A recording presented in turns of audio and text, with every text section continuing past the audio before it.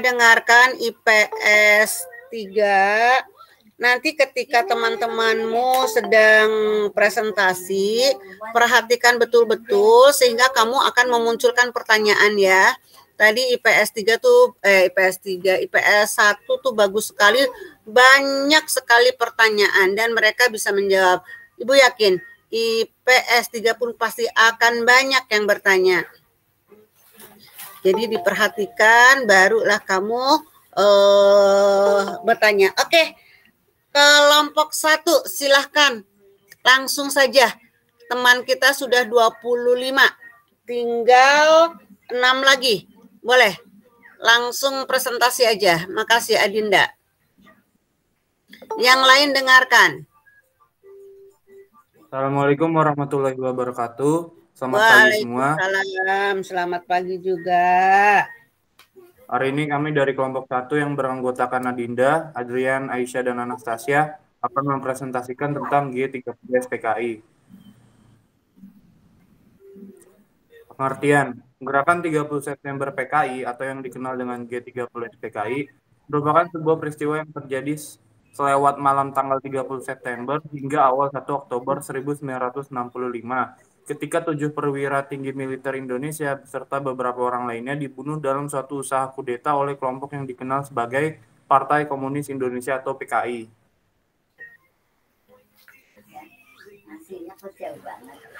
Latar belakang peristiwa G30 SPKI dilatar belakangi oleh kaum komunis yang ingin mengkudeta Presiden Republik Indonesia pertama, Soekarno, agar dapat menguasai Indonesia dan mengubah Indonesia menjadi negara komunis.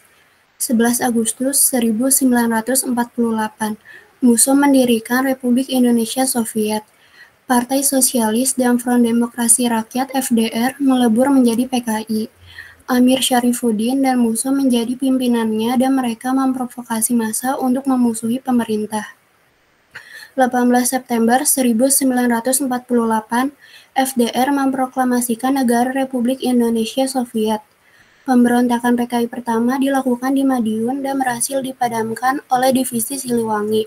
Kader PKI, DN Aidit dan Lukman melarikan diri ke luar negeri lalu kembali melakukan pemberontakan. 1950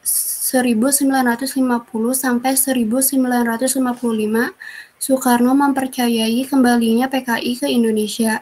Kekuatan PKI semakin bertambah ketika Soekarno mencetuskan Asas Nasakom. 14 Januari 1965, PKI merasa kekuatan militernya masih sangat lemah ketika menghadapi Angkatan Darat. Mereka berencana untuk membentuk angkatan kelima yang terdiri dari buruh dan para petani yang dipersenjatai. Menlu Cina Zhou Enlai menawarkan 100.000 senjata untuk angkatan kelima. Tawaran itu menjadi alasan bagi pemimpin PKI dalam memperkuat pertahanan dan terus mendesak pembentukan angkatan kelima tersebut, yang ditolak oleh pimpinan Angkatan Darat, yaitu Letjen Ahmad Yani. Jalannya peristiwa. Peristiwa G30 SPKI dimulai pada tanggal 1 Oktober dini hari, di mana kelompok pasukan bergerak dari lapangan udara Halim Perdana Kusuma menuju Jakarta Selatan untuk menculik 7 jenderal yang terdiri dari anggota staf tentara. 3 dari 7 jenderal tersebut diantaranya telah dibunuh di rumah mereka masing-masing, yakni Ahmad Yani, MT Haryono, dan DI Panjaitan. PKI pun melaksanakan rencananya dengan membentuk 1. Pasukan Pasopati bertugas menangkap dan membunuh para jenderal Angkatan Darat. 2. Pasukan Bima Sakti bertugas menguasai lokasi strategis di Jakarta. 3. Pasukan Gatot Kaca bertugas berjaga di Lubang Buaya. 4. Pasukan Pringgondani, pasukan terbesar G30 SPKI dengan tugas mempertahankan Pangkalan Halim Perdana Kusuma. Berikut adalah korban G30 SPKI, antara lain Letjen Ahmad Yani, Majen R. Suprapto, Majen Haryono, Brigjen Sutoyo, Brigjen DI Panjaitan, Majen S. Parman, dan Letu Pierre Tendean. Penumpasan G30 SPKI.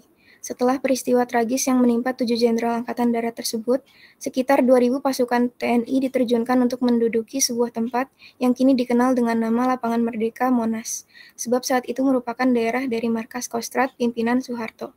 Jam 7 pagi, Radio Republik Indonesia menyiarkan sebuah pesan yang berasal dari Untung Syamsuri, Komandan Cakrabirawa, bahwa G30 SPKI telah berhasil diambil alih di beberapa lokasi strategis Jakarta beserta anggota militer lainnya. Maijen Soeharto mengambil alih pimpinan Angkatan Darat karena Jenderal Ahmad Yani selaku Menteri atau Panglima Angkatan Darat belum diketahui keberadaannya. Kolonel Sarwo Edi Wibowo yang menjadi Komandan Resimen Para Komando Angkatan Darat berupaya untuk menghimpun pasukan seperti Divisi Siliwangi dan Kavaleri. Setelah menghimpun pasukan yang setia kepada Pancasila, operasi penumpasan gerakan tanggal 30 September diarah ke sejumlah tempat yang telah dikuasai oleh para simpatisan PKI. Salah satunya adalah wilayah Bandar Udara Halim Perdana Kusuma. Dalam perkembangan berikutnya, ketika diketahui gerakan 30 September ini berhubungan dengan PKI, maka pengejaran terhadap pimpinan dan pendukung PKI juga terjadi. Bukan saja oleh pasukan yang setia kepada Pancasila, tetapi juga dibantu oleh masyarakat yang tidak senang oleh PKI. G30 SPKI yang berhasil ditumpas pun menandai pula berakhirnya gerakan dari Partai Komunis Indonesia. Dampak yang ditimbulkan. 1. Kekuatan politik di Indonesia hancur setelah kegagalan kudeta. 2. Kewibawaan Presiden Soekarno berkurang. 3. TNI dan kaum agama bersatu untuk membalas PKI. 4. Pembantaian orang-orang yang mendukung atau berhubungan dengan PKI secara besar-besaran. 5. Kondisi politik bangsa Indonesia tidak stabil karena adanya pertentangan di para penyelenggara dan lembaga negara. 6. Timbul demonstrasi besar yang dilakukan oleh rakyat, mahasiswa, KAMI, dan KAPI yang permintaannya dikenal dengan Tri Tuntutan Rakyat atau Tritura. 7. Reshuffle kabinet untuk memenuhi Tritura. 8. Presiden Soekarno membubarkan KAMI karena dianggap provokator timbulnya demonstrasi. 9. Presiden Soekarno mengeluarkan surat perintah 11 Maret atau Super Semar. 10. Pelanggaran organisasi dan partai yang berhaluan Marxisme, Leninisme, dan Komunisme hingga saat ini. Dengan terjadinya peristiwa G30 SPKI ini, dapat disimpulkan bahwa Pancasila adalah dasar negara, asas, paham yang dianut oleh NKRI, dan tidak ada yang bisa menggantikan Pancasila dalam hal nilai dan esensi yang terdapat di dalamnya. Pelajaran ini didapatkan dari peristiwa G30 SPKI yaitu, sebagai rakyat Indonesia diharuskan untuk memperkuat rasa persatuan dan kesatuan bangsa dan meningkatkan rasa cinta tanah air. Setiap orang mempunyai tanggung jawab moral untuk melestarikan nilai-nilai Pancasila, menjadikan Pancasila serta Bhinneka Tunggal Ika sebagai landasan berperilaku, bergaul, menciptakan kehidupan yang damai dan harmonis.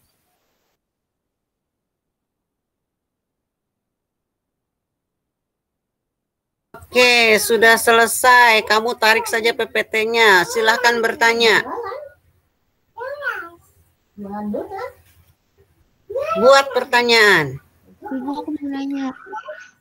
Siapa? Siti? Falina. Oke, Siti. Bentar. Kan dibilangnya banyak terjadi penyiksaan sadis para jenderal sebelum dibunuh.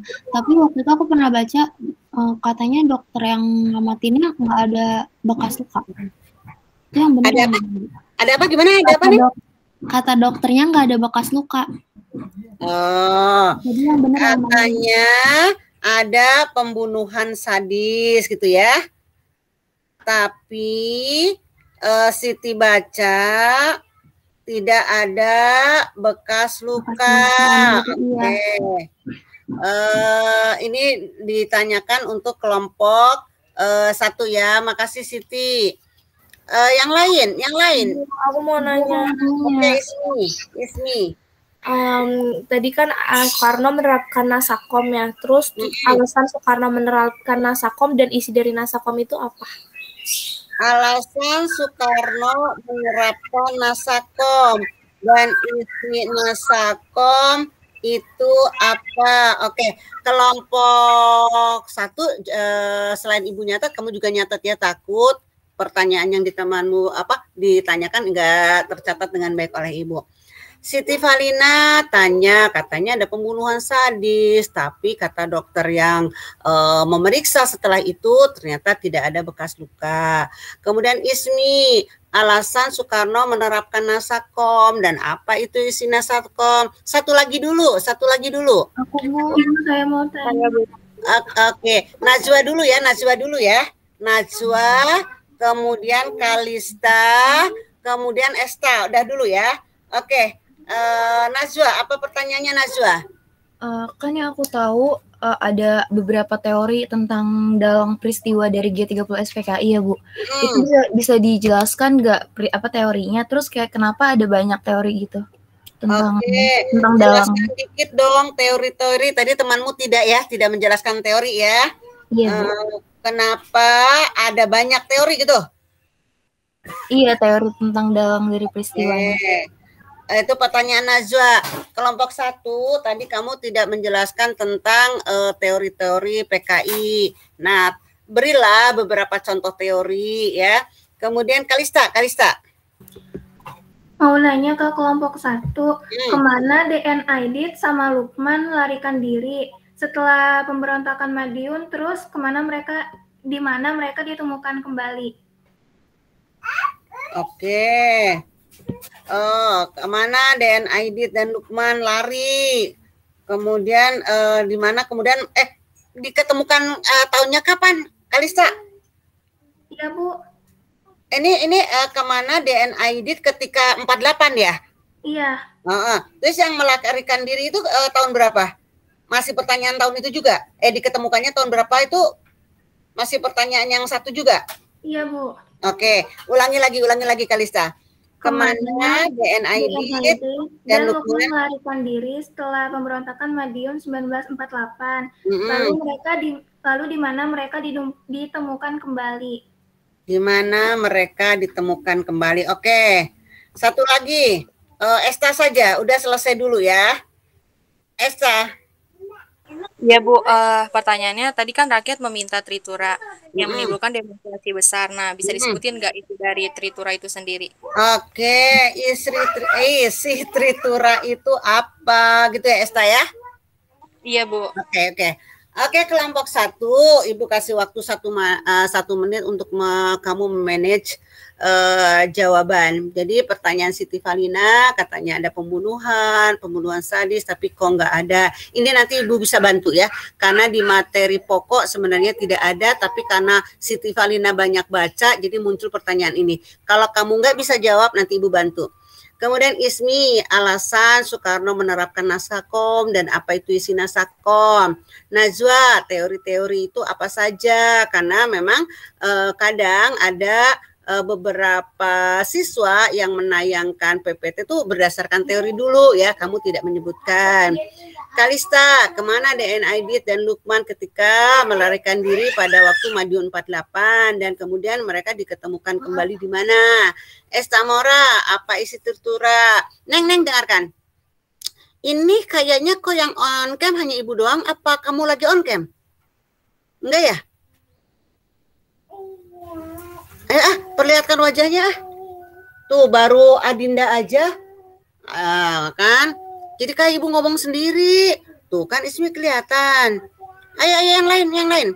Neng, segera jawab Neng. Supaya kelompok 2 juga bisa ikut PPT nanti presentasi.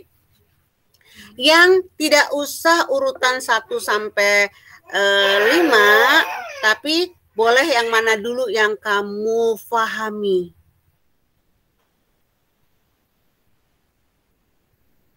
Ya, silakan dijawab Adinda, Adrian, Aisyah, Anastasia. Ya Bu, di sini saya mau jawab pertanyaan dari Ismi. Tadi kan isi sama tujuan dari Nasakom ya Mi ya. Jadi Nasakom ini maksudnya nasionalisme, agama, dan komunisme.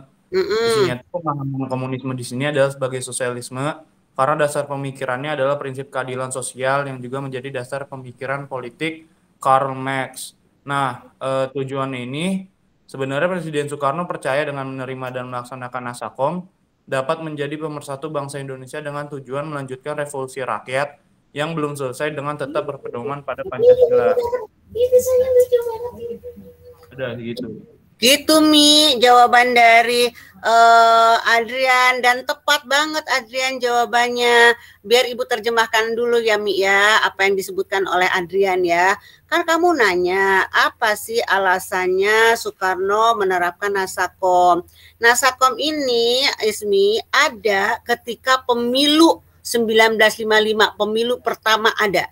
Di mana pemilu itu dimenangkan oleh PNI, Masyumi, NU, dan PKI. Nah, supaya, kata Adrian, supaya berkeadilan sosial, makanya si 4 partai itu harus kerjasama karena dia sudah terpilih rakyat.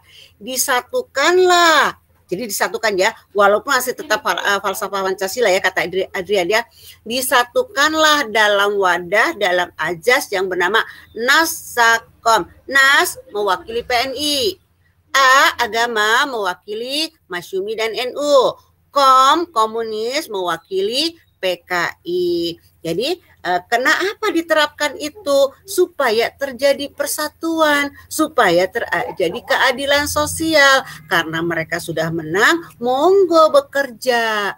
Sayangnya Adrian, dengan Nasakom ini akhirnya PKI semakin berkibar.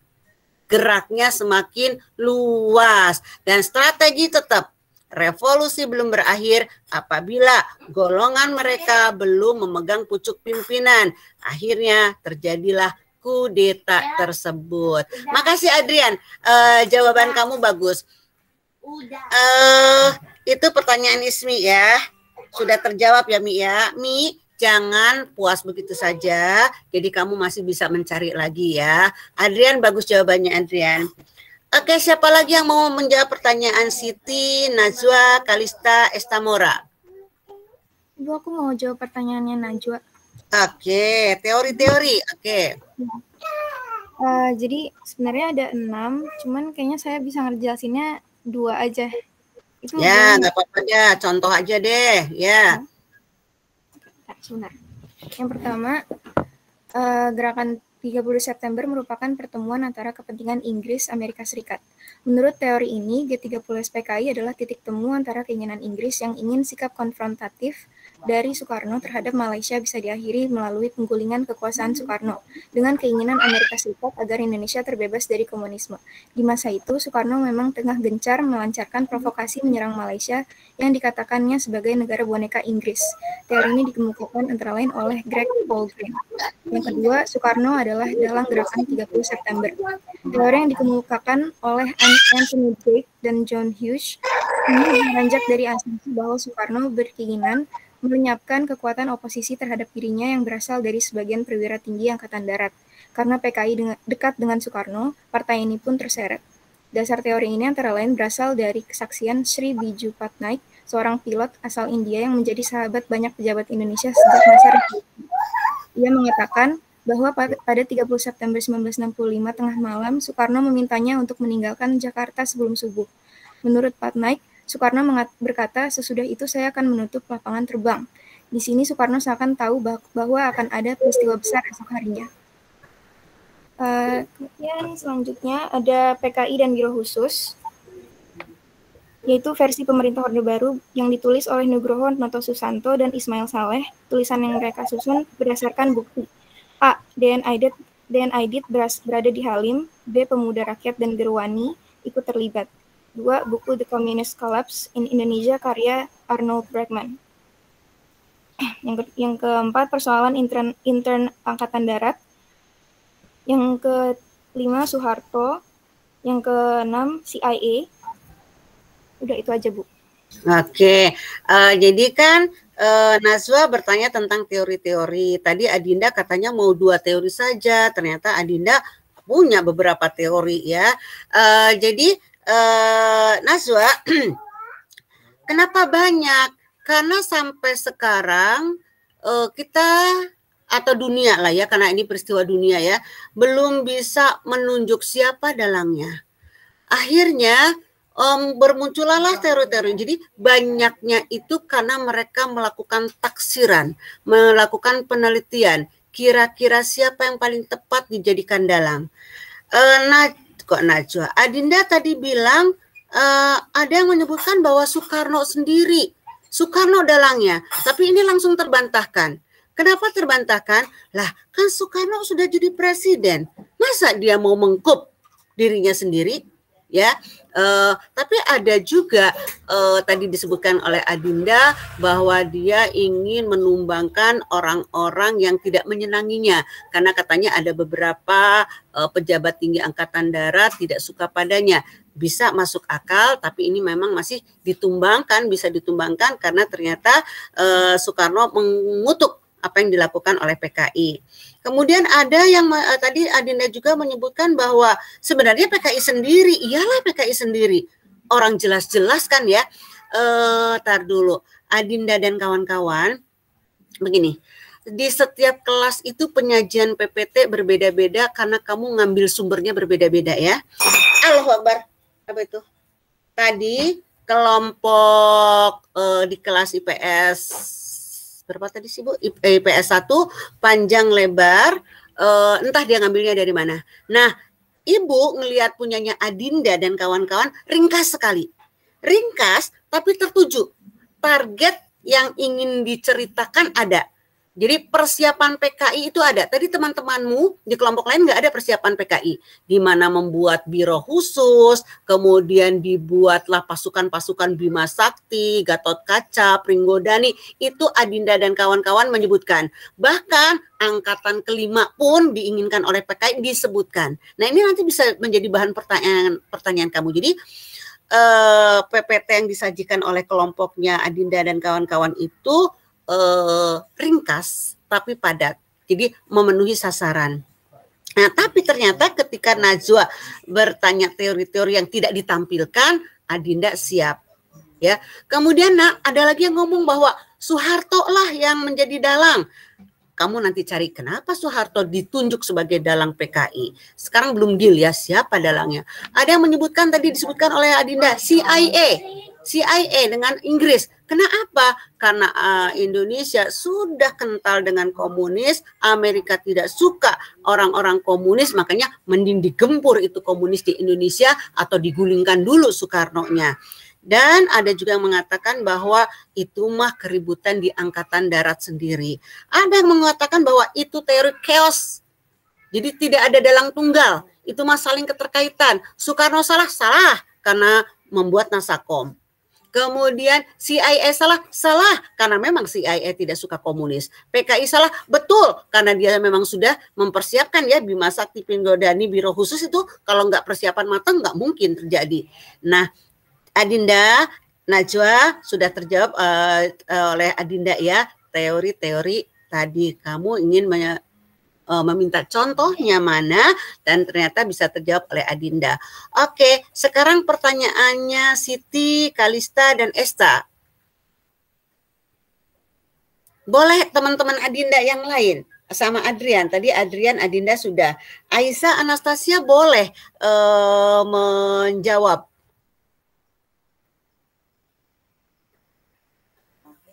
Kemana DNA edit itu larinya? Diketemukan di mana? Isi tritura kata Esta Mora. Terus katanya pembunuhan sadis. Kata dokternya nggak ada tuh luka-luka. Gimana tuh? Yang mudah saja dulu. Pertanyaan Esta Mora itu isi tritura kamu paham tidak? Sama kemana itu larinya DNA edit? Ibu, saya mau jawab pertanyaan Esta. Oke, Aisyah. Tadi tritura itu isinya yang pertama pembubaran PKI sama ormas-ormasnya. Terus yang kedua itu perombakan kabinet Dwi Kora. Yang ketiga itu menurunkan harga pangan. Nah, Esta sudah dijawab ya oleh Aisyah. Jadi nanti gini, Neng. Ketika tanggal 4 Oktober para jenazah itu sudah diketemukan, rakyat begitu ngeri dengan kesadisannya PKI, tapi tunggu dari hari ke hari, seolah-olah Soekarno kok nggak ada niat untuk membubarkan PKI. Makanya muncullah kesatuan aksi. Salah satu pelopornya adalah Kesatuan Aksi Mahasiswa Indonesia atau kami, banyaknya orang-orang UI. Dia menuntut 3 tuntutan rakyat, bubarkan PKI dan ormasnya, reshuffle kabinet Dwi Korah yang katanya itu kebanyakan orang-orang PKI yang ada di situ, dan turunkan harga. Kenapa mereka minta turunkan harga? Neng, kamu orang IPS tahu inflasi ya. Inflasi saat itu mencapai 650%. Bahkan pemerintah melakukan devaluasi uang, di mana kalau kamu punya uang Rp1.000 untuk ditarik ke pemerintahan supaya ada kas negara, Rp1.000 uang kamu tuh hanya bisa berlaku hanya Rp1. Coba kamu bayangkan, tadinya kamu punya Rp1.000, tapi kamu bisa membelanjakan seharga Rp1. Jadi keadaan pada waktu itu benar-benar kacau balau. Makanya muncullah aksi yang dikenal dengan nama 3 tuntutan rakyat. Ya, udah dijawab oleh Aisyah. Itu ya Esta Mora ya. Esta, nanti Tritura kamu akan dalami lagi ketika kita masuk orde baru ya. Oke, pertanyaan Kalista dan pertanyaan Siti Valina. Mau jawab pertanyaan Kalista, Bu. Boleh Anastasia. Kompak nih semuanya pada jawab. Jadi setelah peristiwa pemberontakan Madiun 1948, kader PKI seperti DN Aidit dan Lukman melarikan diri ke Tionghoa dan Vietnam. Keduanya tidak ditemukan, tetapi pada tahun 1950, ketika Indonesia melakukan masa demokrasi liberal di mana partai apapun bebas masuk ke Indonesia, DN Aidit dengan sendirinya kembali ke Indonesia untuk merencanakan kembalinya PKI. Nah, tapi tadi siapa Kalista ya? Kalista sudah terjawab dengan manis itu oleh Anastasia. Kemana mereka perginya? Kemana mereka larinya? Mereka lari mencari tempat perlindungan yang seideologi. Pastilah komunis kan ya? Dia pergi. Anastasia bukan Tionghoa, Tiongkok. Kalau Tionghoa itu orangnya, ya Tiongkok yang datang ke Indonesia oleh orang Indonesia dikenal dengan nama Tionghoa. Tiong jadi orang yang suka jalan-jalan. Orang-orang Cina itu orang-orang suka berjalan, berpetualang ya, makanya Tionghoa. Dia pergi ke Tiongkok dan pergi ke Vietnam karena negara itu adalah berideologikan komunis. Dijawab dengan benar lagi, dengan tepat sekali. Dia tidak ditemukan si 2 orang ini, tapi dia datang sendiri. Ketika Soekarno memproklamirkan bahwa Indonesia dalam keadaan demokrasi liberal semua paham boleh masuk ke Indonesia, diutamakan hak asasi manusia. Nah, mereka datang, Bung, kami datang, kami akan memperbaiki diri dan kami akan membangun Indonesia bersama-sama Soekarno.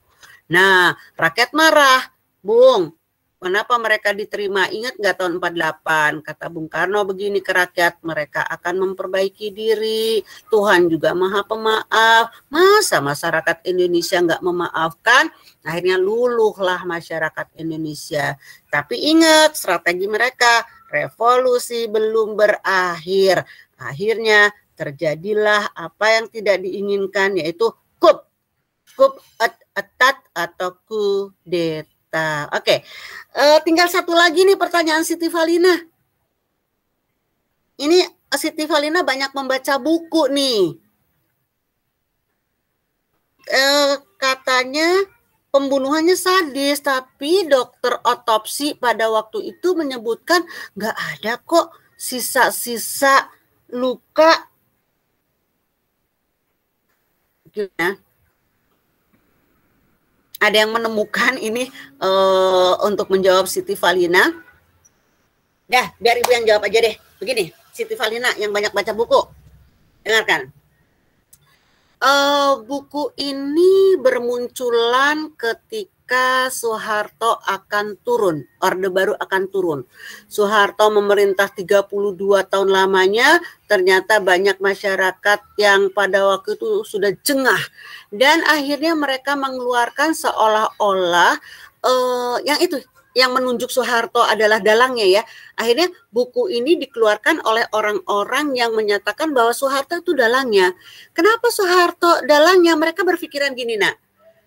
Yang dibidik adalah jenderal-jenderal, pejabat-pejabat angkatan darat. Lah, Pak Harto kan juga angkatan darat, kok nggak kena target? Itu pikiran mereka ya, fitnah mereka ya, istighfar. Ya kalau sejarah harus diungkapkan ya, walaupun itu mungkin suuzon ya. Nah, kenapa Soeharto tidak jadi target? Nah, kemudian ditambah lagi, nak, ketika besoknya akan terjadi G30 SPKI, tanggal 30 malam, itu Untung, tadi kamu menyebutkan Untung ya, Untung Samsuri ya. Untung Samsuri, Latif, pergi ke Rumah Sakit Gatot Subroto, Rumah Sakit Angkatan Darat Gatot Subroto, untuk bertemu dengan Pak Harto. Ingat, Untung, Latif, komunis. Dia bertemu dengan Pak Harto. Kenapa? Karena dua orang ini dulunya ketika perang di Jogja adalah anak buah dari Pak Harto. Mereka katanya memberitahukan, Bung, Pak, besok itu akan terjadi begini, begini, begini. Ingat, Pak Harto pada waktu itu menjadi Pangkostrat, Panglima Komando Strategi Angkatan Darat, diam, bergeming, tidak melakukan apa-apa. Makanya ketika Latif dengan Untung dimahmilukan, dia ngomong, saya udah ngomong kok ke Pak Harto. Makanya akhirnya orang-orang menyebutkan, wah Pak Harto ini bisa nih disebut sebagai dalang. Orang dia paham kok, Pak Harto bukan dalang. Tapi Pak Harto bisa bermain dengan waktu, memanfaatkan waktu. Nah ya, nah terus apa tadi jadi lupa karena panjang lebar pertanyaannya. Nah, akhirnya diangkatlah, Neng. Diangkatlah. Ini benar atau tidaknya, tapi pernah buku itu keluar. Ibu punya 3 buku, dihadiahi oleh angkatan tahun 2005. Kalau nggak salah, nggak 2000-an, tapi buku itu habis laris, hilang. Dipinjem-pinjem, nggak pernah kembali lagi. Tapi Ibu masih ingat, fakta sejarah. Jadi di situ adalah orang-orang yang menyebutkan bahwa kesaksian yang menyebutkan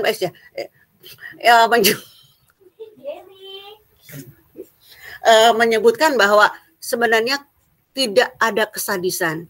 Jadi itu katanya ya, kamu nggak boleh nuduh ya. Katanya itu adalah rekayasa Soeharto. Kenapa tanggal 1 Oktober katanya sudah diketahui mayat? Tapi kok baru diangkat tanggal 4? Wah, itu mah nunggu supaya si mayat itu nggak berbentuk. Jadi seolah-olah kelihatan disiksa. Itu kata si dokter. Itu Siti Falina. Ya, tapi buku ini masih ada. Kamu cari di Gramedia, buku itu masih ada. Sampai gerwani-gerwani pun ditanyakan katanya nih. Pierre di antara jenderal-jenderal itu, Pierre sebenarnya bukan target. Yang target Ahana Sution. Tapi Pierre menyelamatkan bosnya Ahana Sution. Dia mengaku bahwa dirinya Ahana Sution. Akhirnya Pierre lah yang ditarik, diseret.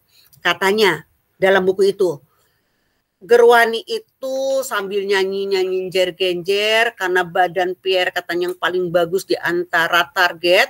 Nah, diseset-sesetlah tubuh tegapnya si Pierre, kemudian dikucurin air garam, diceritakan begitu. Supaya apa? Supaya masyarakat marah kepada PKI, katanya dibuat-buat. Supaya marah, supaya mendukung Soeharto ketika menarik semua PKI. Nah, kemudian si dokter yang diberitahu Siti Falina itu, si dokter otopsi itu ngomong, nggak ada kesadisan itu.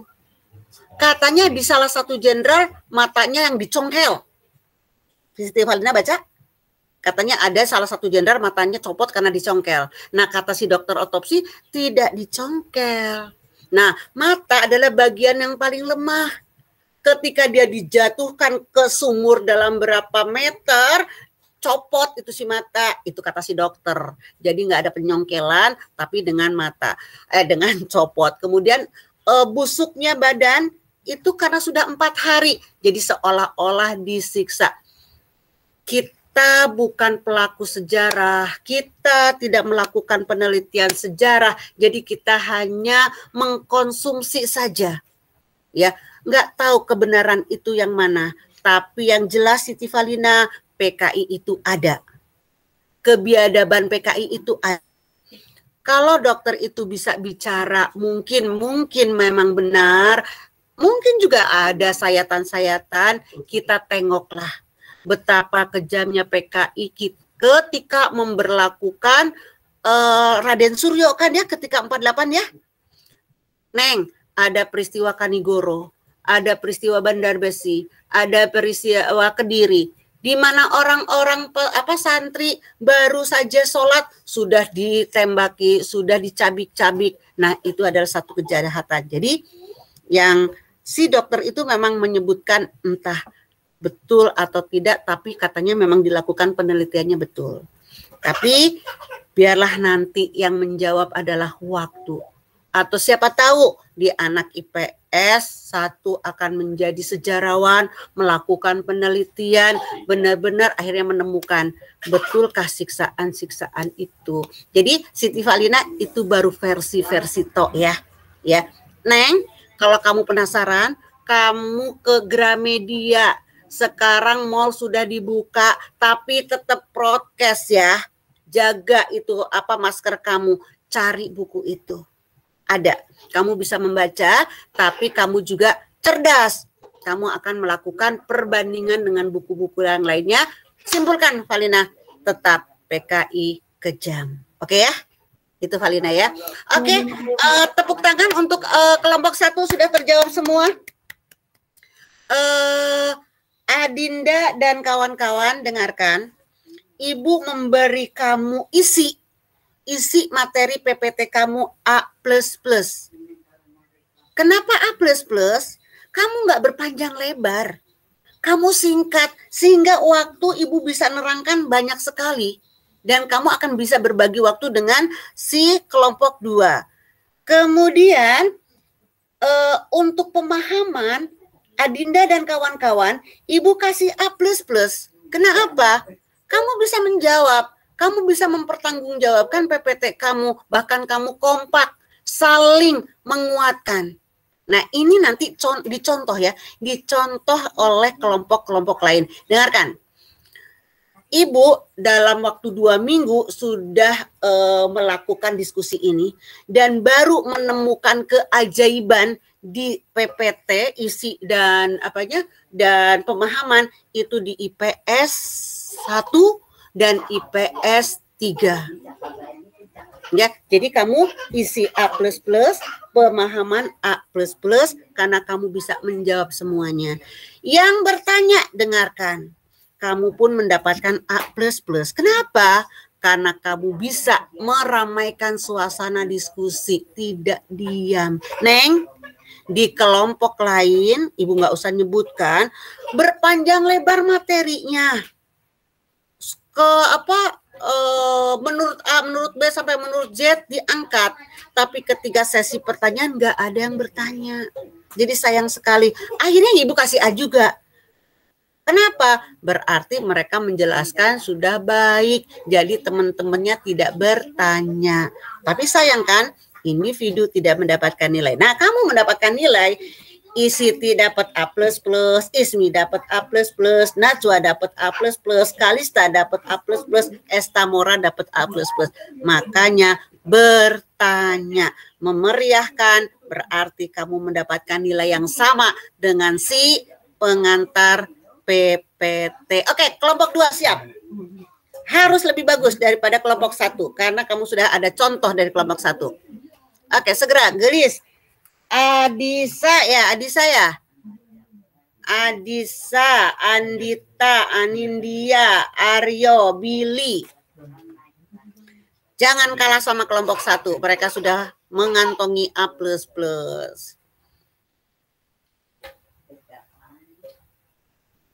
Ya, segera. Bentar ya, Bu. Ya, nggak apa-apa. Untuk kelompok berikutnya ya, 2 minggu yang akan datang ya, contoh kelompok 1 ini ya, nggak usah berpanjang lebar, tapi intinya dapat sasarannya, gerakannya, persiapannya, itu ada semua tadi, tapi nggak berpanjang lebar ke sana kemari. Harusnya memang mereka kurang. Tidak ada teori-teori. Untungnya Najwa tanya teori. Untungnya si Adinda bisa jawab. Jadi tidak mengurangi nilai. Oke, cepetan gelis kelompok 2. Dan kamu Neng pinter berbagi waktu. Tadi kelompok awal 10 menit untuk kelas untuk kelompok keduanya, kasihan. Cepetan Neng.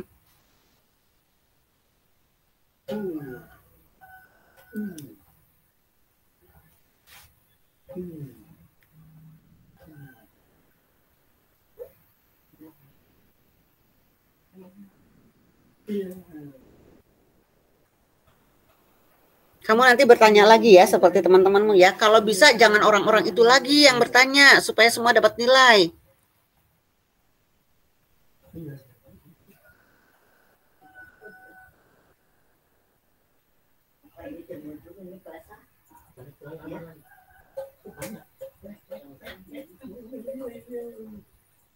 Ya, Adisa sudah mulai. Assalamualaikum warahmatullahi wabarakatuh. Waalaikumsalam. Kami dari kelompok 4 yang beranggotakan Adisa Elora, Andita Zahra, Anindya Aryoko, Aryo Raka, dan Billy Hans. Kami ingin membahas tentang pemberontakan DI TII di Jawa. Yang pertama ada latar belakang pemberontakan DITI di Jawa Barat. Latar belakangnya itu Kartosuwiryo nggak puas sama kemerdekaan Republik Indonesia yang masih dibayang-bayangi kehadiran Belanda yang ingin berkuasa lagi, dan menganggap bahwa perjanjian tersebut melecehkan harkat dan martabat para pejuang kemerdekaan. Pada perjanjian ini, Indonesia dipaksa untuk menyerahkan Jawa Barat kepada Belanda. Pada awal tahun 1948, SM Kartosuwiryo mengadakan pertemuan dengan Panglima Laskar Sabilillah dengan Raden Oni Syahroni. Mereka bertiga menentang perjanjian Renville dan menganggap bahwa perjanjian tersebut tidak melindungi warga Jawa Barat. Lalu Kartosuwiryo mengubah penolakannya dengan membentuk negara Islam, yaitu Negara Islam Indonesia atau NII, yang dipimpin oleh dirinya sendiri. Dicetusnya NII menjadi bentuk protes dari Kartosuwiryo kepada Belanda dan Indonesia yang mereka anggap terlalu lemah. Pengaruh Kartosuwiryo membesar sehingga ia mendirikan angkatan bersenjata untuk TII, yaitu Tentara Islam Indonesia atau TII. Tujuan dibentuknya TII adalah untuk memerangi pasukan TII agar bisa memisahkan diri dari negara Indonesia. Lalu, latar belakang pemberontakan DITI di Jawa Tengah. Perubahan situasi politik. Latar belakangnya itu adalah terjadinya perubahan situasi politik di Tegal Brebes akibat penandatanganan perjanjian Renville. Dalam perjanjian tersebut disebutkan satu pasal bahwa semua kekuatan pasukan RI yang berada di daerah pendudukan Belanda harus ditarik dan ditempatkan di daerah RI di mana wilayah Karesidenan Pekalongan termasuk daerah pendudukan Belanda. Para pejuang di Brebes dan Tegal bertahan dan menyusun strategi untuk melakukan perlawanan. Lalu mereka melakukan operasi militer dengan membentuk Gerakan Antareja Republik Indonesia atau GARI dan Gerilya Republik Indonesia atau GRI. Jalan peristiwa DI-TII di Jawa Barat.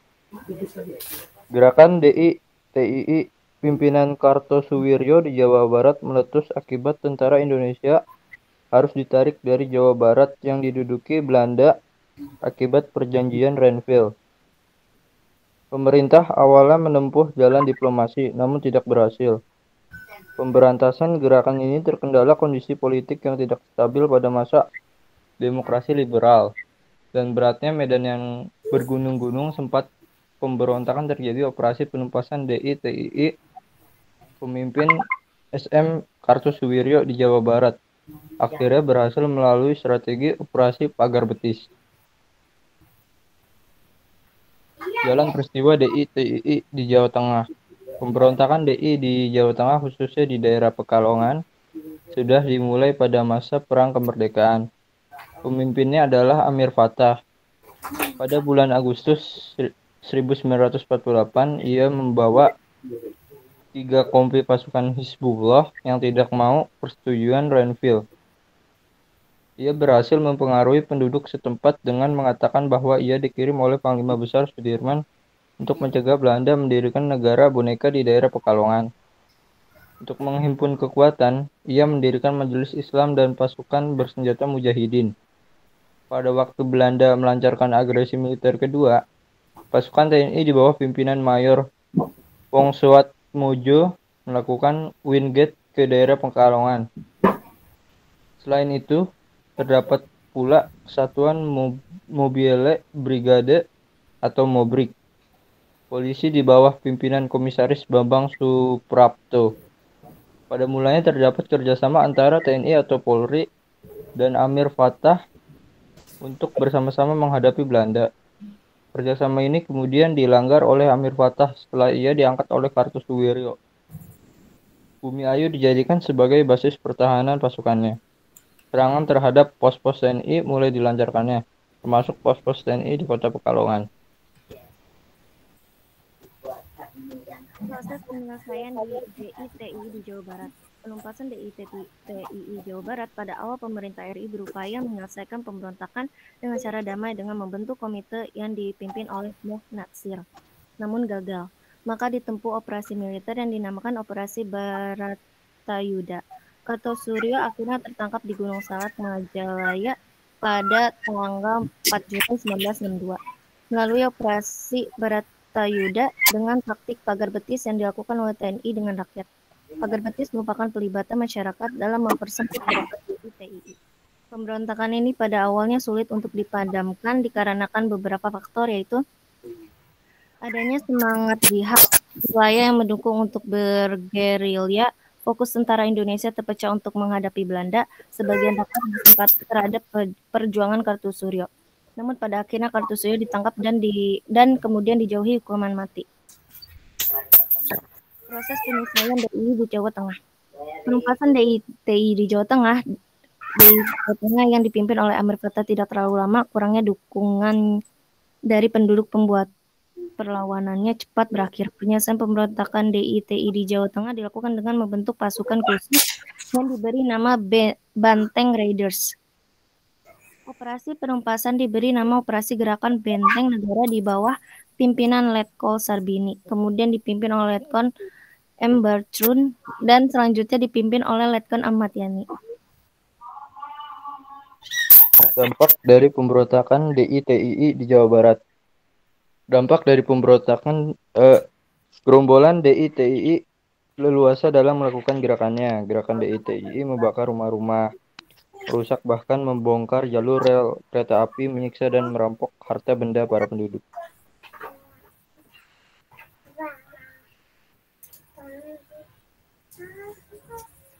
Dampak dari pemberontakan DITI di Jawa Tengah. Selama berlangsungnya gerakan DITI, masyarakat mengalami berbagai kondisi yang sangat memprihatinkan akibat tindakan-tindakan yang dilakukan oleh pasukan DITI. Penculikan, perampokan, pembunuhan, dan bahkan pembunuhan seakan menjadi suatu hal yang lumrah atau biasa, dan merupakan konsekuensi dalam melakukan perubahan. Hal itu menimbulkan pro dan kontra di kalangan masyarakat, sehingga menimbulkan reaksi penduduk setempat, baik yang mendukung maupun yang tidak mendukung.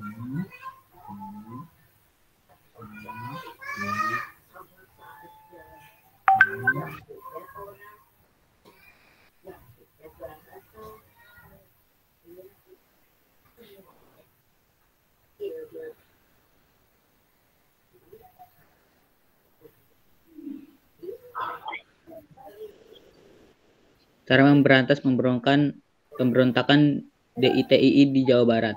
Cara memberantas pemberontakan DITI di Jawa Barat, pemerintah RI menerapkan operasi militer yang disebut Operasi Pagar Betis dan Operasi Baratayuda untuk menumpah gerakan DITI. Operasi Pagar Betis dilakukan dengan melibatkan rakyat untuk mengepung tempat persembunyian pemberontakan DITI. Operasi Baratayuda juga dilaksanakan TNI untuk menyerang basis-basis kekuasaan gerombolan DITI, dan dijalankanlah taktik dan strategi baru yang disebut perang wilayah. pada tahun 1 April 1962, pasukan Siliwangi bersama rakyat melakukan operasi Pagar Betis dan operasi Bratayuda.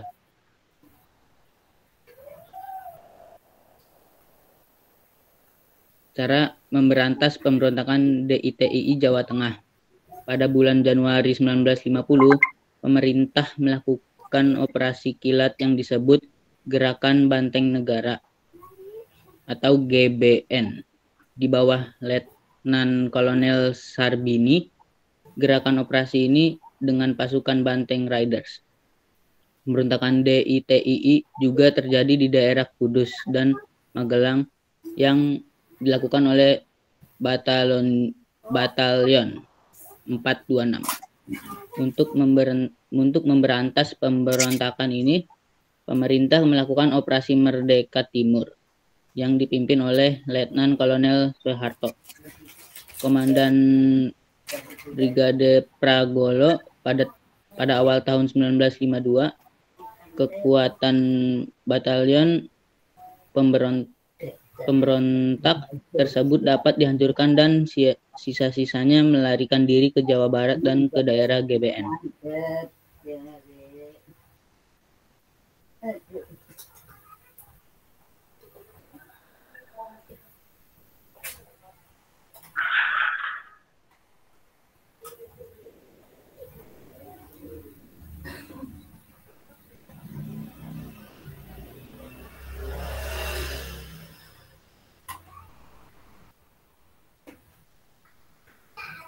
Kesimpulan pemberontakan DITII di Jawa Barat dan Jawa Tengah. Pemberontakan DITII Jawa Tengah muncul berawal dari berdirinya Majelis Islam yang dipimpin oleh Amir Pasha pada tanggal 23 Agustus 1945 di Desa Pengasaran, Tegal. Dia memproklamasikan berdirinya dari Islam. Pasukannya diberi nama Tentara Islam Indonesia (TII). Ia menyatakan gerakan bergabung dengan gerakan DITII Jawa Barat pimpinan Kartosuryo. Pemberontakan DITII di Jawa Tengah berhasil dihancurkan oleh militer gerakan Banteng Negara dengan pasukannya yang bernama Banteng Riders. DITII Jawa Barat penyebabnya adalah kekecewaan terhadap perjanjian Renville, sehingga Laskar Hizbullah dan Sadillah menolak hijrah ke Jawa Tengah. Tujuan memproklamasikan berdirinya negara Islam Indonesia yang dipimpin oleh Kartosuryo. Sekian dari kelompok kami. Wassalamualaikum warahmatullahi wabarakatuh. Waalaikumsalam. Ya, udah selesai ya? Oke, munculkan pertanyaan. Ibu, saya mau nanya. Boleh, Aisyah. Ya, Aisyah. Ideologi yang dianut sama DITII itu apa? Sama munculnya itu gimana? Ideologi yang dianut DITII. Apa yang kedua dan munculnya di mana? Munculnya gimana? Munculnya gimana? Oke. Apa sih ideologi yang dianut oleh DITII dan munculnya itu bagaimana? Oke, yang lain. Baru satu nih yang mau nilai.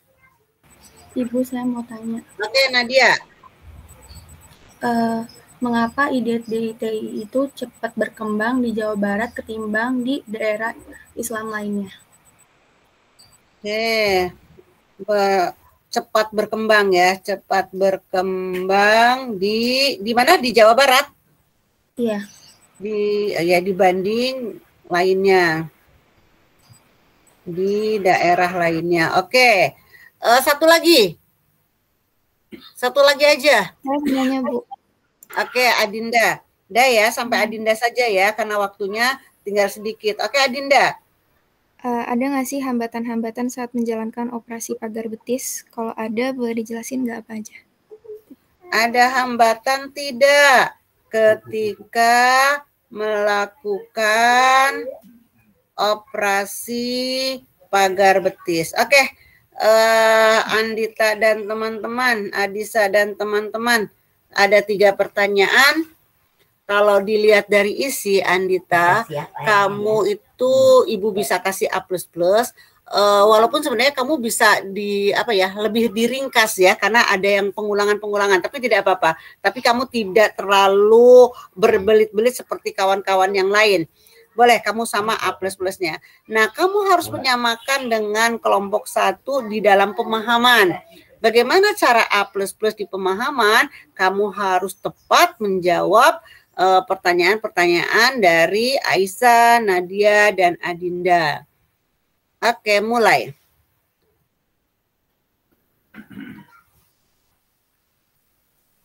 Bu, saya mau jawab pertanyaan yang kedua. Boleh, Adisa.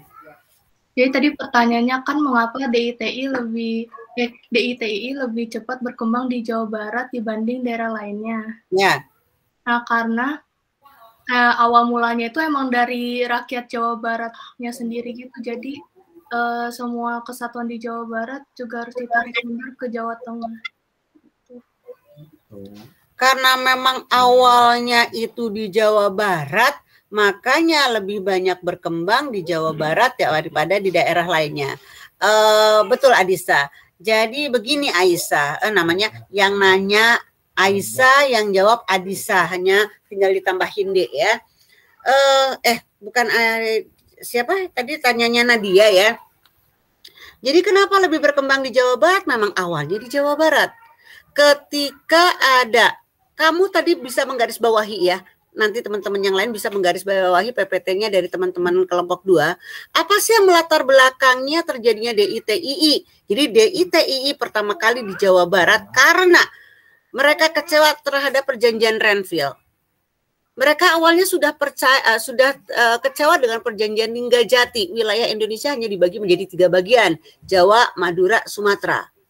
Nah, akhirnya siapa Kartosuwiryo ngomong ini Soekarno plin-plan tidak bisa mempertahankan NKRI, masih dipengaruhi oleh Belanda. Tadi di PPT awal teman-temanmu menyebutkan begitu kan ya, kecewa seolah-olah pemerintah masih dibayang-bayangi oleh Belanda. Nah, ditambah kekecewaan itu muncul dengan perjanjian Renville yang katanya ingin memperbaiki wilayah Indonesia, tapi ternyata lebih mempersempit.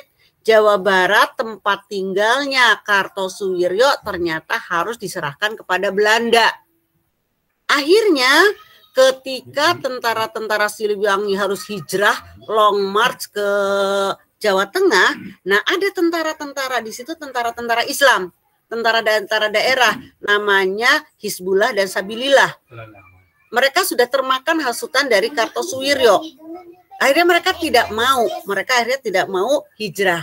Nah, akhirnya memerangi Belanda lah sendiri si Sabilillah dengan Hizbullah dengan Kartosuwiryo.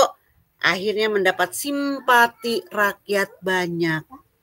Karena seolah-olah lah si tentaranya sendiri pergi, kok yang hanya memerangi Belanda adalah si Kartosuwiryo dan tentaranya.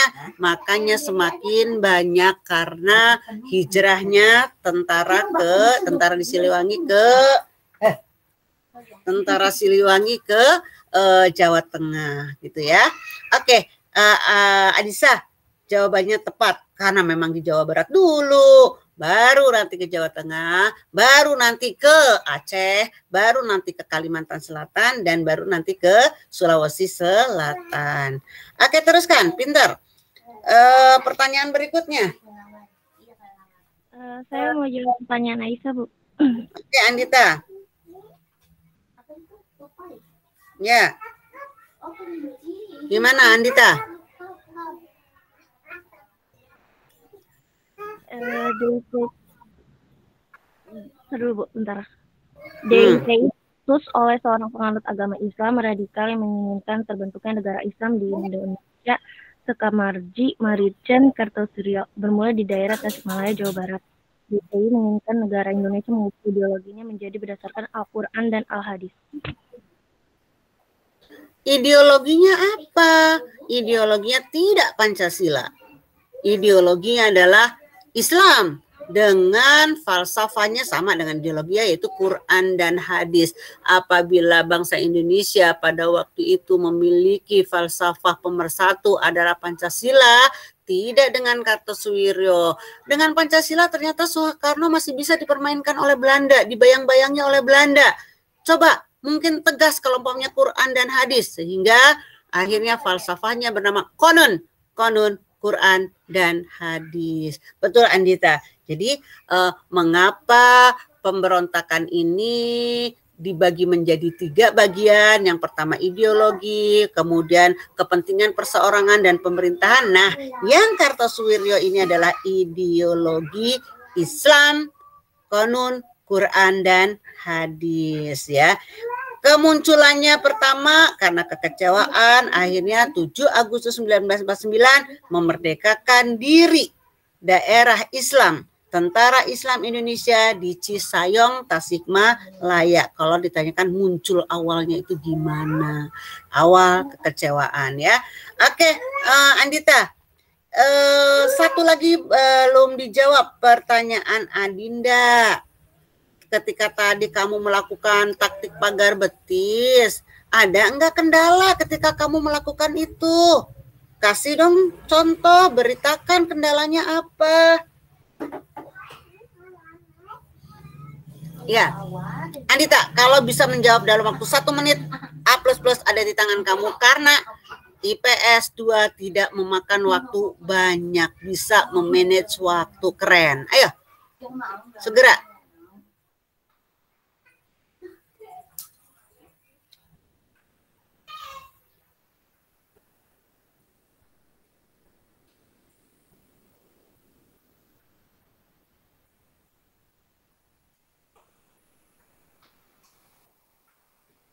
Gimana? Ada kendala nggak, Dit? Tadi di hampir slide terakhir deh. Di situ kan diketemukannya katanya di Gunung Salak ya, Gunung Geber. Nah, gimana itu medan si gunung?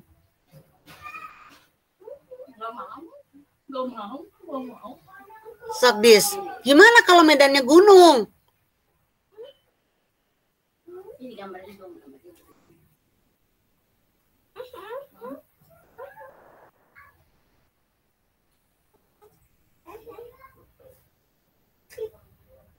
Ya?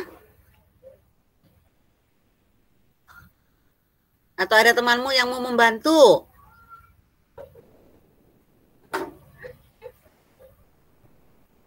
Dis?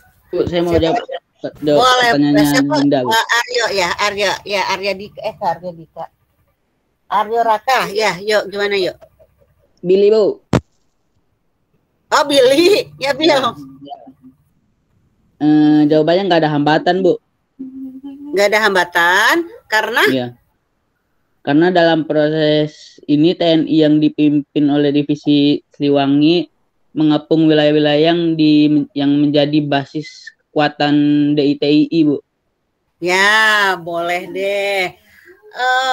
Pilihan sama tadi yang nanya siapa? Adinda, gini ya. Jadi ada 2 sisi. Kalau umpamanya ada hambatan, bisa jadi ada hambatan. Bil, jangan kecewa dulu, Bil. Dan kelompok jangan kecewa dulu. Kalau ditanya ada hambatan, ada lah. Orang Medannya itu kan gunung-gunung kan ya.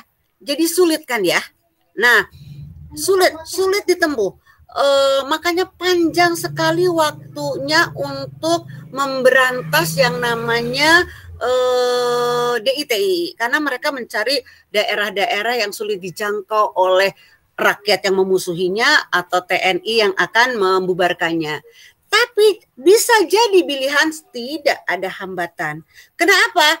Karena rakyat yang sudah bosan dengan gerombolan ini yang selalu ngaco, yang melakukan pembakaran kampung, yang selalu melakukan pencurian di rumah-rumah, tidak ada hambatan. Karena apa? Bahkan mereka, Bill, ingin ini dulu, nerangkan dulu. Jadi nggak ada hambatan karena ternyata masyarakat Jawa Barat senang ingin cepat-cepat tuntas. Jadi untuk menarik itu tidak ada hambatan. Karena apa? Kalau kamu baca ya apa itu taktik pagar betis, itu si gunung itu dikurung oleh masyarakat. Jadi yang kelihatan itu sih betis-betisnya saja. Jadi seolah-olah namanya pagar betis. Tapi ternyata tidak itu saja. Rakyat dibayar, dikasih makan oleh pemerintah untuk apa? Untuk memagari wilayah. Tadi ada perang wilayah kan ya? Memagari wilayah. Supaya si gerombolan DITII yang akan mencari makanan udah nggak bisa kemana-mana lagi. Karena sudah dihadang. Nah, akhirnya mereka kelaparan. Si rakyat itu santai-santai saja, Neng. Jadi hanya seperti ronda. Pagar betis, ada kalanya mereka ketika melihat gerombolan itu akan turun, mereka langsung bersama-sama seperti pagar betis. Tapi kalau malam hari ya mereka nyanyi-nyanyi, bakar-bakar. Jadi seolah-olah tidak ada hambatan. Jadi Bill, betul jawaban kamu. Tidak ada hambatan.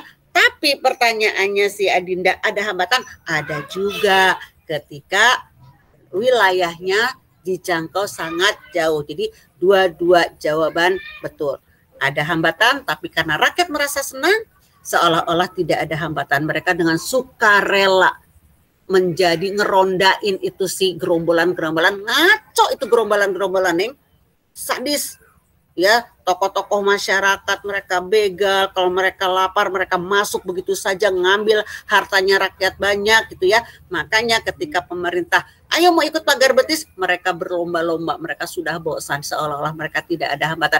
Oke, A++ untuk kelompok 2. Tadi kelompok yang awal Ibu hanya ngasih A+, tapi di kelompok ini dua-duanya A++. Tepuk tangan. Dah. Dengarkan, kelompok yang lainnya, Estamora dan kawan-kawan yang belum maju.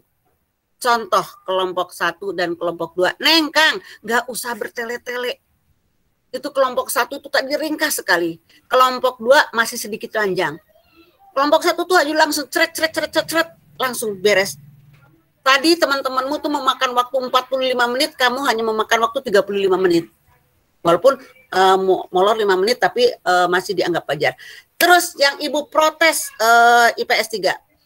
Ibu itu kalau, tapi baru kemarin sih ya, merasa sendirian. Ketika Ibu nge-post, nge-share, besok, ini undangannya ya, besok masuk jam segini ya. Sudah dibuka yang namanya apa? Absen. IPS 3 tidak merespon, tidak satu pun ya Bu. Jadi seolah-olah Ibu sendiri, ini sampai enggak pesan. Neng, kalau kelas lain baru satu deret semuanya. Ini kemana IPS 3? Kalau minggu lalu masih banyak yang respon, tapi kemarin sama sekali Ibu 3 kali berita enggak ada yang respon.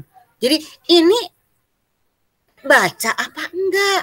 Akhirnya Ibu enggak suzon, husnuzon. Oh, mereka lagi sibuk mempersiapkan PPT.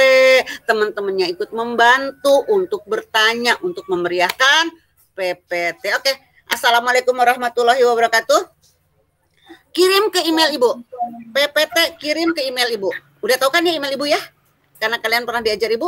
Kirim ke email, nanti hasil kiriman itu Ibu masukkan ke GCR. Itulah materi. Karena Ibu nggak ngasih materi kan ya? Itulah materi.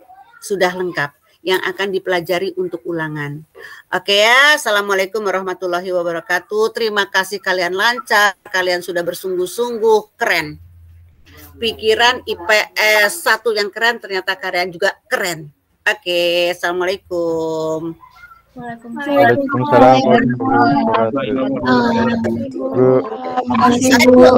Dulu, Andita, Ibu tanya Andita tanya, pacarmu kemana Andita si Hakam? Sama Haikal kok nggak masuk? Ada yang tahu beritanya nggak Ismi? Pacarmu ini kemana Mi? Nadia, pacarmu kemana? Estamora, Haikal sama Hakam kemana? Nggak ada beritanya? Nggak ada kabar. Walah, gimana tuh? Ya sudah tuh, dadah. Kalian aja yang rajin-rajin ya. Yuk. Oke, kalian boleh live. Makasih Bu. Makasih Bu. Yuk, makasih. Adrian dan kawan-kawan. Makasih. Bu.